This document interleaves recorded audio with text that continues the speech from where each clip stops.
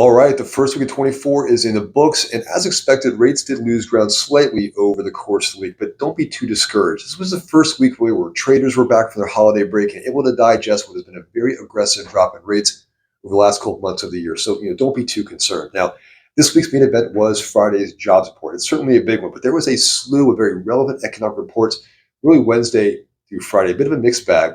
The market's going to be digesting these incoming reports, looking for a continued slowdown across the economy, specifically across wage and payroll growth, kind of strengthen narrative, strengthen the expectation that the Fed is going to start cutting their federal funds rate at that March meeting.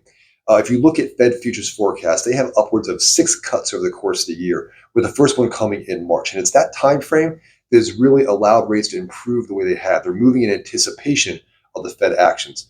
So they're going to be breaking down incoming reports to look at this continued slowdown, not only across these economic sectors, but also across inflation. And that's why this week is so important. Thursday, the 11th, brings us CPI, Consumer Price Index, the market's favorite inflation metric, looking specifically at core month-over-month and year-over-year. They want to see inflation continue to soften, move closer to the Fed's 2% target. So that's going to be a big one. Now, one question I get a lot of is timing. Is right now the right time for our buyers? And in my opinion, absolutely. Not only have rates come down the way they have, home appreciation is still strong, but there's relatively low levels of competition, although apps have certainly increased.